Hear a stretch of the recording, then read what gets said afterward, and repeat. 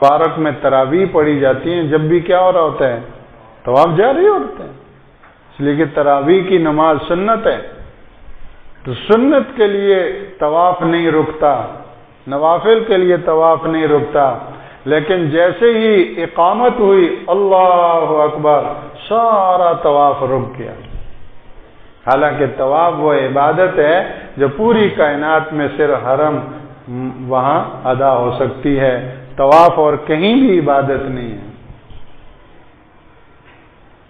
نماز تو پوری دنیا میں جہاں بھی پڑھیں تو نماز عبادت ہے، طواف اور کہیں بھی نہیں سوائے بیت اللہ کے، بیت اللہ کا طواف صرف وہاں عبادت ہے، لیکن جو عبادت وہاں ہے وہ عبادت بھی نماز کے لیے کیا ہو جاتی ہے؟ رک جاتی ہے۔ تو چھوٹا بڑے کے لیے کھڑا ہوتا ہے یا بڑا چھوٹے کے لیے؟ بھائی تو اس سے پتہ چلا کہ طواف جیسی عظیم عبادت، اللہ اکبر اللہ اکبر، وہ بھی بہت بڑی عبادت ہے، بہت بڑی عبادت ہے۔ حجر اسود کو اللہ کا دایاں ہاتھ فرمایا گیا ہے۔ حجر اسود کو چومنا، اس کو بوسہ دینا، یہ ایسے ہے جیسے کہ اللہ کے دایاں ہاتھ کو بوسہ دیا، اور اللہ کے دونوں ہاتھ دایاں ہیں، بایاں نہیں۔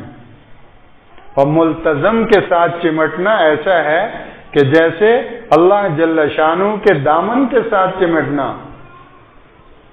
اور بیت اللہ کا طواف یہ در حقیقت اللہ کی تجلیات کا طواف ہے۔ بیت اللہ تو ایک ظاہری شکل اور صورت ہے، اللہ کی تجلیات کا وہ مظہر اور مرکز ہے، اس لیے طواف تو در حقیقت اللہ کا اور اللہ کی تجلیات کا ہوتا ہے۔ چنانچہ ساتوں آسمانوں کے اوپر وطور وکتاب مستور فی رق منشور والبیت المعمور، اس بیت معمور کا طواف کون کرتے ہیں؟ فرشتے کرتے ہیں۔ روزانہ 70,000 فرشتے بیت معمور کا طواف کرتے ہیں، اور جس فرشتے نے آج طواف کر لیا قیامت تک پھر اس کی باری نہیں آئے گی۔ تو یہ طواف اتنی عظیم عبادت ہے، لیکن وہ عظیم عبادت جب نماز کے سامنے آتی ہے تو نماز بڑی ہو جاتی ہے، نماز کے سامنے طواف چھوٹی عبادت ہے۔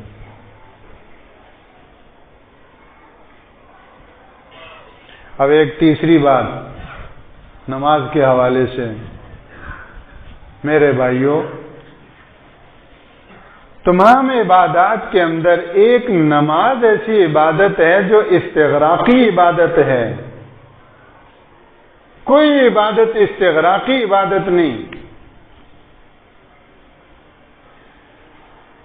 کیا مطلب؟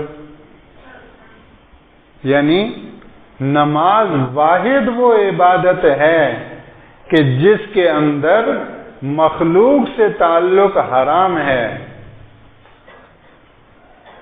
نماز واحد وہ عبادت ہے، یہ ساری اسی کی تشریح ہو رہی ہے، وہ جو شروع میں بات کہی تھی کہ نماز اور ایمان تھی، اسے نماز واحد عبادت ہے جو استغراقی ہے۔ کیا مطلب؟ یعنی نماز واحد وہ عبادت ہے کہ جس کے اندر مخلوق سے تعلق حرام ہے، سراپا پورے وجود ظاہر و باطن کے ساتھ ایک اللہ سے تعلق قائم ہے، اس کو کہتے ہیں استغراق، غرق ہو جانا، ڈوب جانا۔ پانی میں جب آدمی ڈوبتا ہے تو گندا ہوتا ہے صاف ہوتا ہے؟ صاف پانی کی بات ہے، لیاری ندی کی نہیں، اس میں تو ڈوبے گا تو پتہ نہیں کیا ہو جائے گا۔ صاف ستھرا، بہترین، چمکتا ہوا، گہرا، صاف ستھرا نہر کا پانی ہے، اس میں کوئی ڈبکیاں لگائے تو کیا ہوگا؟ او چمک، اس کی سکن دیکھو، جب نہا دھو کے باہر آئے گا، سبحان اللہ۔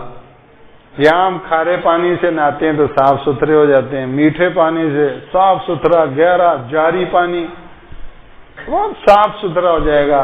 حدیث پاک میں اسی کو کہا گیا کہ 5 نمازوں کی مثال 5 نہروں کی سی ہے، لیکن کون سی نہریں؟ جن کا پانی صاف ہو اور جن کا پانی، جو تعلیم کرنے والے ہیں بولیں، دوسری کیا چیز ہے؟ گہرا ہو. دو وہاں باتیں ہیں. ایک تو یہ کہ اس نہر کا پانی صاف ستھرا ہو، اور دوسرا یہ کہ گہرا ہو. تو نماز کی مثال ایسی ہے. اس کا ہم مفہوم سمجھے؟ بھئی کون سمجھے؟ ہاتھ کھڑا کرے.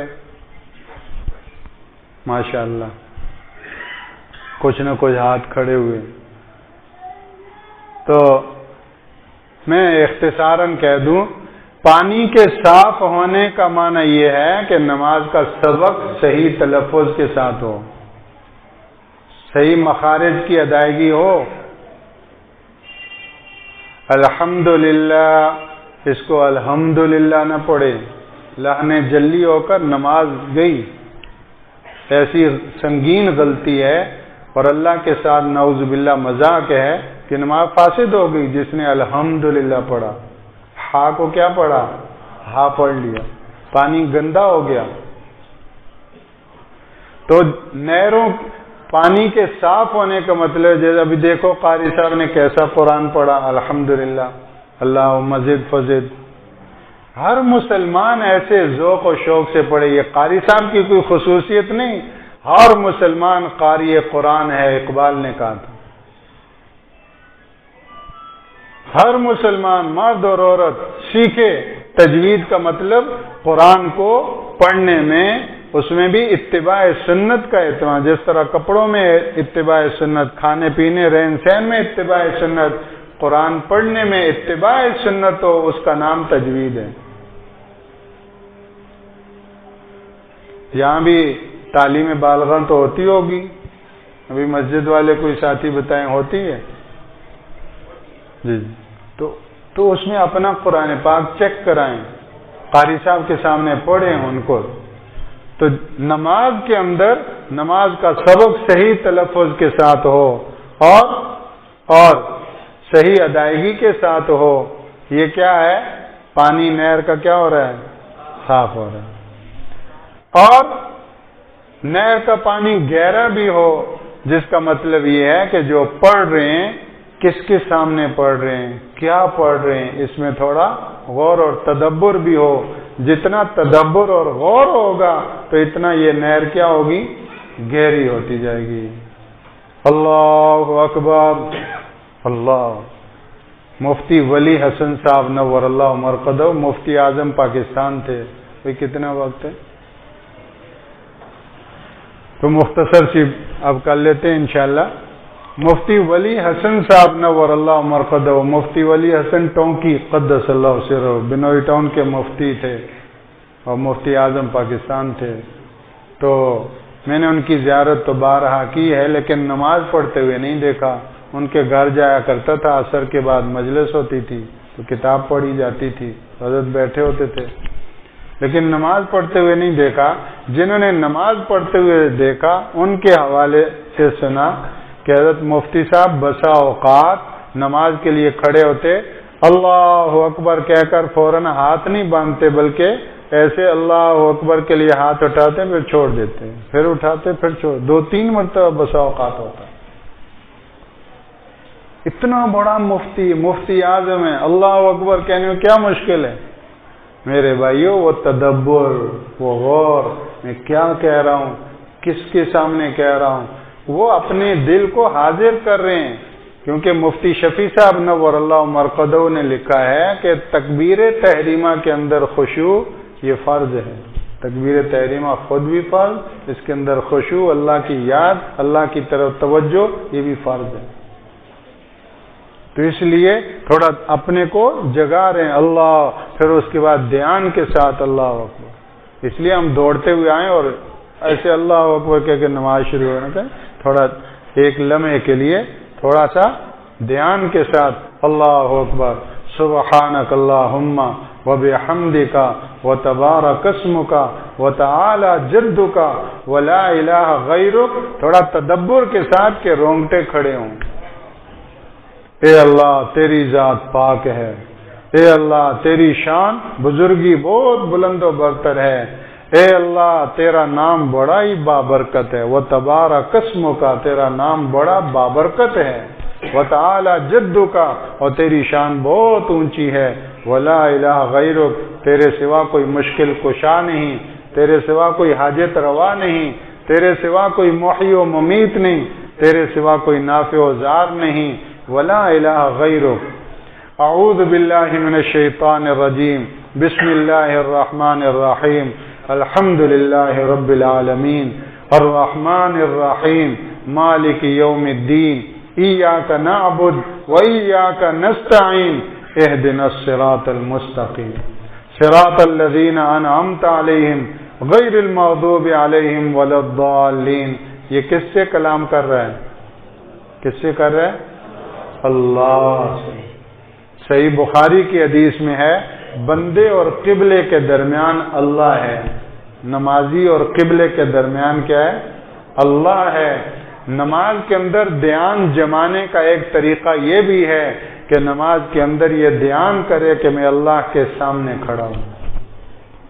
اور ایک حدیث ہے، حضرت قطب الافطاب شیخ الحدیث صاحب قدس اللہ سرہ سے ایک عالم نے پوچھا کہ حضرت نماز کے اندر خیالات آتے ہیں، ہمیں بھی یہ مسئلہ ہوتا ہے، نماز کے اندر خیالات ہوتے ہیں۔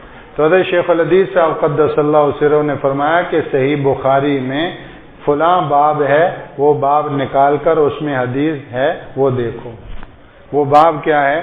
باب المصلی یناجی ربہ، کہ نمازی اپنے رب سے سرگوشی کرتا ہے۔ نمازی اپنے رب سے کیا کرتا ہے؟ یہ میں آپ سے کیا کر رہا ہوں؟ کیا کر رہا ہوں؟ کہہ رہے ہیں سرگوشی، اس کو سرگوشی کہتے ہیں؟ لا حول ولا قوت۔ کیا کر رہا ہوں؟ یہ گفتگو کر رہا ہوں۔ سرگوشی تو وہ ہے جو آہستہ سے کانوں میں جا کر آہستہ دائیں بائیں والے کو ہی پتہ نہ چلے، وہ سرگوشی ہوتی ہے۔ اور وہ سرگوشی انتہائی قرب کو چاہتی ہے، اتنے دور سے سرگوشی نہیں ہوتی ہے، اللہ ہی خیر کر وہ کون سی سرگوشی ہوگی اتنے دور سے ہو رہی ہے۔ سرگوشی انتہائی قرب کو چاہتی ہے۔ قربناہ نجیہ، نجوا کے لیے قرب ہے۔ موسیٰ علیہ السلام کو قریب کیا، بہت قریب کیا، اور پھر ان سے جو ہے وہ ہم کلامی ہوئی، سرگوشی۔ تو المصلی یناجی ربہ، نمازی اپنے رب سے کیا کرتا ہے؟ گفتگو نہیں کرتا، کیا کرتا ہے؟ سرگوشی کرتا ہے، جس سے پتہ چلا کہ نمازی اللہ کے بہت قریب ہے، یہ اس کو بتانا ہے۔ اور یہ اس لیے کہ اللہ اکبر جو تکبیر تحریمہ ہے، اس نے مخلوق کے تعلق کو کیا کیا؟ اس کو تکبیر تحریمہ کہتے ہی اسی لیے، حرم یحرم و تحریم، وہ تکبیر جس نے مخلوق کے تعلق کو کیا کیا؟ حرام کر دیا۔ تو جب مخلوق سے تعلق کٹ گیا، اللہ سے تعلق، ایک تکبیر تحریمہ کہتے ہوئے 70,000 حجابات دور ہو جاتے ہیں۔ بارگاہ قدس میں حاضری ہوئی اور براہ راست شرف باریابی نصیب ہوا، تو براہ راست خطاب کر کے عرض کر رہے ہیں سبحانک اللہم و بحمدک۔ تو یہ اللہ سے ہم کلام ہو رہا ہے، یہ ہے تدبر، اس نہر کا گہرا ہونا یہ ہے۔ اب دیکھتے ہیں کیسے خیالات آئیں گے، لیکن جو کہتے ہیں نماز میں کیا ہوتے ہیں؟ خیالات آتے ہیں۔ جو خیال کرنا ہے وہ نہیں کرتے، تو جو نہیں کرنا ہے وہ آئیں گے پھر۔ تو یہ خیال ہم جماتے جائیں، انشاءاللہ سارے خیالات اس خیال کے سامنے نہیں ٹک سکیں گے۔ تو نماز کے اندر اب ایک آگے چلنے سے پہلے ایک مسئلہ، اگر اس نمازی کے سامنے سے کوئی گزر جائے، کتنا بڑا گناہ ہے؟ حدیث میں آتا ہے کہ 40 اب دن ہیں، مہینے ہیں یا سال ہیں، کھڑا رہنا اس کو گوارا ہوگا، سامنے سے گزرنے کی ہمت وہ نہیں کرے گا، اتنا بڑا سنگین گناہ ہے۔ اب کبھی آپ نے سوچا ہے، یہ تو بہت سنا ہوگا، لیکن کبھی سوچا ہے کہ یہ اتنا نمازی کے آگے سے گزرنے پر اتنا گناہ کیوں ہے؟ کبھی سوچا ہے؟ بھی کسی نے تو سوچا ہوگا۔ تو اصل میں یہی ہماری کمزوری ہے اور یہی ہمارے نقصان کا ہے، سوچتے نہیں۔ اتنا بڑا سنگین گناہ، حالانکہ وہ کیا کیا اس نے؟ وہ گزر گیا، لیکن اس پر اتنا بڑا گناہ.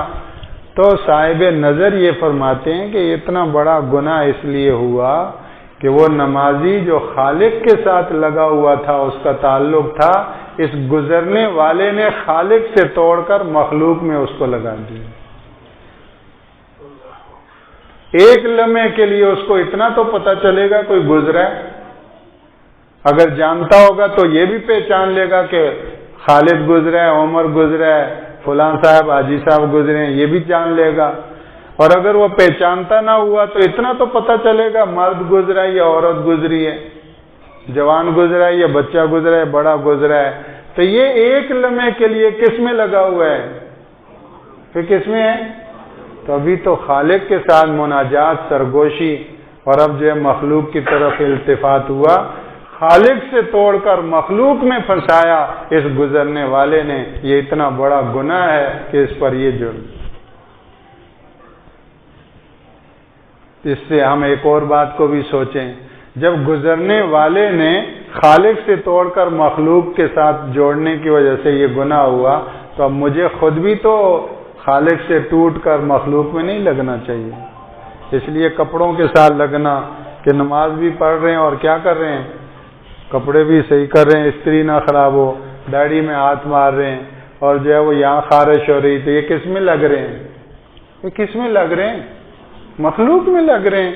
جب وہ گزرنے والے کو اس پر یہ گناہ ہو رہا تھا تو اس کو گناہ نہیں ہوگا؟ امام بخاری رحمہ اللہ نماز پڑھ کے فارغ ہوئے تو خادم سے کہا ذرا دیکھو تکلیف ہو رہی ہے. اس نے کرتا اٹھا کے دیکھا تو بیڑ نے 17 جگہ کاٹا ہوا تھا.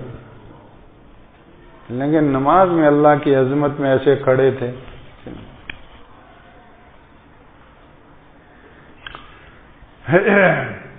تو نماز استغراقی عبادت ہے، اس میں مخلوق سے تعلق حرام ہے، ایک خالق کے ساتھ. باقی آپ روزہ رکھتے ہوئے کی باتیں سب ہوتی ہے، اور وہ کیا ہے زکوٰۃ ہے، وہ زکوٰۃ ادا کرتے ہوئے سب بات چیت ہو سکتی ہے. حج ہے، حج کی کون سی چیز ہے جس میں آپ بات چیت نہیں کر سکتے؟ حج کا رکن اعظم وقوف عرفہ ہے. طواف زیارت فرض ہے. طواف میں، سعی میں، وقوف مزدلفہ، وقوف عرفہ، رمی جمرات. اور کوئی عبادت حج کے اندر کوئی مناسک میں سے ایسا رکن نہیں جس میں آپ آپس میں بات چیت نہ کر سکیں. السلام علیکم، کیا حال ہے جی، ٹھیک ہے، سب ہو سکتے ہیں. ایک نماز نماز نماز نماز جس میں سگے بھائی سے بھی سلام کلام حرام، اجنبی سے بھی سلام کلام حرام، امی سے بھی السلام علیکم، ابو سے بھی وعلیکم السلام، سب کیا ہوا؟ مخلوق سے تعلق رہا. ایک واحد نماز. اب اگر کوئی یعنی اتنا نماز نے اللہ کے ساتھ جوڑا، اب اس نماز کو جو چھوڑے گا تو اب بتائیے اس کا اللہ سے کیا تعلق رہا، کتنا بڑا نقصان ہے. اب تفصیل تو بہت ہے. آخر میں رسول پاک صلی اللہ علیہ وسلم کے حوالے سے ایک نقصان عرض کر دوں. دیکھیں نماز میں بندہ اللہ سے اتنا جڑا، اللہ کے اتنے قرب میں گیا. صحیح مسلم کی حدیث میں آتا ہے جب بندہ سجدے میں جاتا ہے، ایک یہ بھی روایت سنا دوں، حدیث یہ کہ جب بندہ نماز میں کھڑا ہوتا ہے اس کے تمام گناہ سر پہ رکھ دیے جاتے ہیں، اور جب رکوع میں جاتا ہے تو سارے گناہ اس کے جو ہے وہ اس سے گر جاتے ہیں، جڑ جاتے ہیں. اور جب سجدے میں جاتا ہے تو پہلے سجدے میں جب جاتا ہے اللہ جل شانہ اس کو اتنا نوازتے ہیں کہ اس کے پورے وجود کو سونے سے تولا جاتا ہے. یہ 2 من کا ہے. ہم تو وزنی لوگ ہیں، کھاتے پیتے ہیں صبح شام. یہ پوری پٹی کھانے پینے سے بھری ہوئی ہے. پتہ نہیں کون سے روسٹ اور کیا روسٹ، اور رات کو 12-1 بجے تک. تو ہم تو خوب وزنی ہیں، تو ہمیں تو اور زیادہ سجدے کی حرص اور لالچ ہونی چاہیے. لوگ تو ہمیں لوہے سے بھی نہیں تولتے، چاندی سونا تو بڑی بات ہے. بندہ جب سجدہ کرتا ہے اللہ جل شانہ اس کو سونے سے تولتے ہیں، اور پھر دوسرا سجدہ کرتا ہے تو 2 مرتبہ 1 رکعت کے اندر اللہ اس کو سونے سے تولتے ہیں. اب نماز میں کتنے سجدے ہیں، یہ کتنا اللہ کا قریب اور کتنا اللہ کا قرب پانے والا. یہ ساری دولت کس ہستی کے طفیل نصیب ہوئی؟ رسول پاک صلی اللہ علیہ وسلم۔ یہ راستہ کنہوں نے دکھایا؟ رسول پاک صلی اللہ علیہ وسلم۔ یہ اللہ سے جوڑا، اور اتنا قریب کس نے جوڑا؟ رسول پاک صلی اللہ علیہ وسلم، جنہوں نے فرمایا تھا میری آنکھوں کی ٹھنڈک نماز میں۔ تو اللہ جل شانہ فرماتے ہیں اب میرا اتنا قرب تم نے پا لیا، اب جس نے تمہیں مجھ سے ملایا بیٹھ جاؤ دو زانو ہو کر ان کو سلام کرو۔